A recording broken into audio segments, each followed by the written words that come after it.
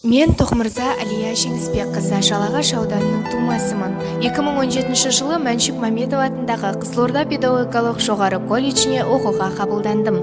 Оқу мен тәрбиені қатар ұштастырған іргелі оқу орнында білім алып жатқаныма биыл міне 3-ші жыл. Тілді сүйген жұдырықтай жұмыр жүрегім менің қазақ тілі мен әдебиетіне деген махаббатымды одан әрі ашты.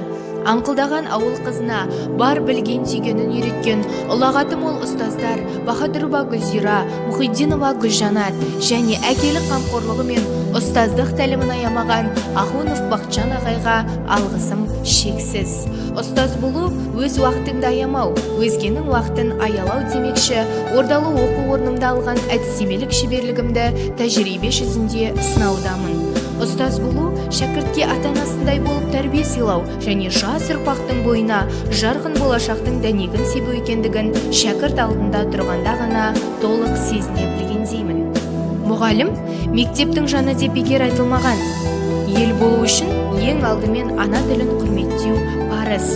Сол себептен мен келешек ұрпақты дәл өзімдей, Абай мен Ыбырайдай, Мағжан мен Мұхтардай, кесіп түссе қылыштан да өткір қазақ тілін сүюге, оның қадір қасиетін, қыр-сырын өскелең жастарға ұғындыруға міндеттімін деп есептеймін.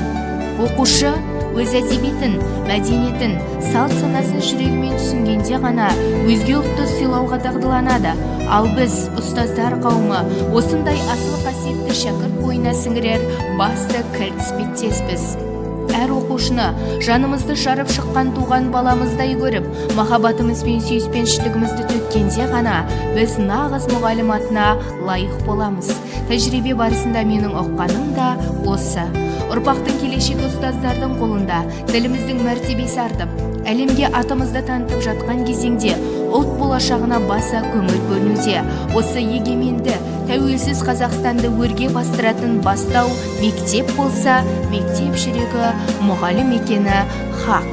Тәжірибе барысында ең үздік машықтанушылар қатарынан көрінуімде менің болашақ мықты маман болуымның алғашқы баспалдағы деп білемін. Шәкіртті ұстаз қалай тәрбиелесе, Қазақстанымыз сол деңгейде болады. Сондықтан әрбір ұстаз атын алып отырған жан осынау әлем басын ер киелі есімге адал болып кір келтірмейік демекпін.